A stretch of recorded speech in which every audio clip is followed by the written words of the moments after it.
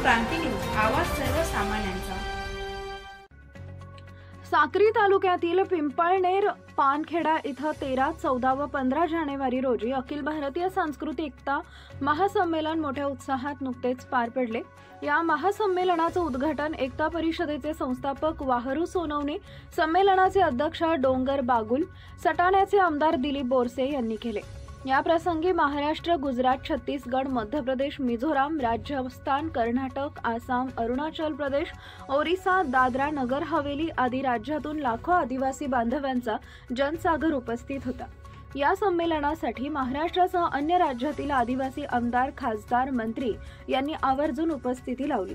याच पार्श्वभूमीवर नाशिक जिल्ह्यातील कळवण विधानसभा मतदारसंघाचे आमदार नितीनभाऊ पवार यांच्या वतीनं त्यांच्या सौभाग्यवती व जिल्हा परिषदेच्या माननीय अध्यक्षा जयश्री पवार यांनी देखील या संमेलनासाठी मोठं योगदान व हजेरी लावून आदिवासी बांधवांना मार्गदर्शन केले।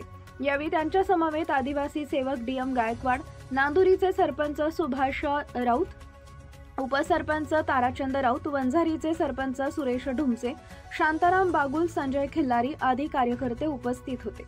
संमेलन स्थळी आदिवासी बचाव अभियानाचे जिल्हाध्यक्ष राम चौरे, रमेश भोये व आयोजकांनी जयश्री पवार यांचा पुष्पगुच्छ देऊन सत्कार केला। महाराष्ट्र क्रांती न्यूज साठी मुख्य संपादक प्रकाश बागुल।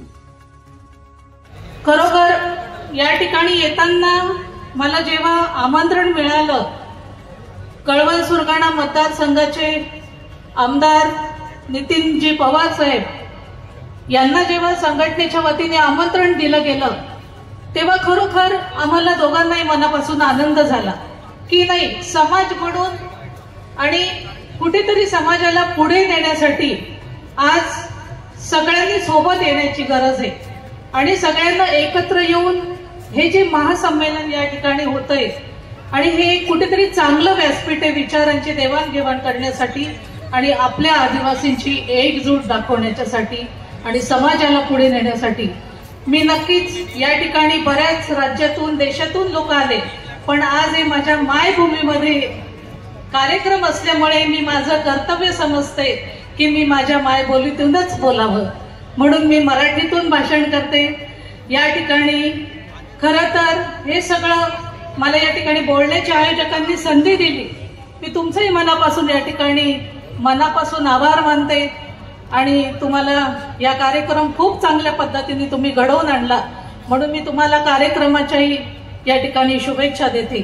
खरोखर हे सगळं करत असताना मला असं वाटतं की आपला आदिवासी समाज जो आहे हा कुठेतरी खूप मागे राहिलेला आहे आणि हे सगळं आपल्या समाजाला बाकीच्या लोकांच्या सोबत आणि आपलं जग कुठे चाललंय 21व्या शतकाकडे आणि त्या जगाच्या सोबत चालण्यासाठी तुमच्या आमच्या सगळ्यांची एकत्र येऊन समाजाला पुढे नेण्याची गरज आहे। आणि हे संमेलन खरोखर आज या ठिकाणी ही जी काही गर्दी आहे, मला येताना 1 तास लागला या ठिकाणी, मला आनंद झाला की अरे न सांगता या ठिकाणी आपला समाज बांधव चांगल्या पद्धतीने जर एकत्र येतो तर आपला समाज पुढे नेण्यासाठी का नाही प्रयत्न करणार।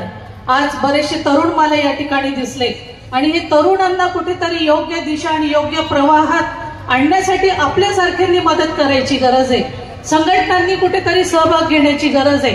आज मला सांगायला आवडेल की मी ज्या मतदारसंघात काम करतायत माझे मिस्टर नितीनजी पवार कळवण सुरगाणा मतदारसंघात, मला आवडेल की कैलासवासी एटी पवार साहेब 1982 मध्ये जेव्हा ते समाज कल्याण मंत्री होते तेव्हा त्यांनी आपलं आदिवासी विकास खातं हे समाज कल्याण मधून वेगळं केलं आणि म्हणून आज आपल्याला आदिवासी विभागामध्ये नोकऱ्या करायच्या संध्या किंवा काय ज्या योजना असतील आणि आपल्याला तिथे हक्काचं एक कुठेतरी खातं आपल्याला मिळालंय।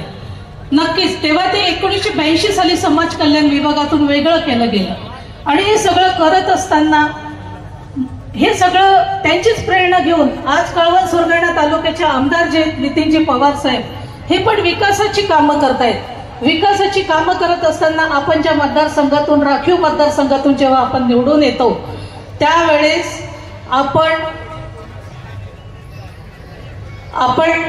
नक्कीच विकासाची कामं करणं फार गरजेचं आहे आणि हे सगळं करत असताना अशाच नवनवीन बातम्या पाहण्यासाठी आमच्या महाराष्ट्र क्रांती न्यूज या YouTube चॅनलला लाईक करा, सबस्क्राईब करा आणि बेल आयकॉनला प्रेस करा.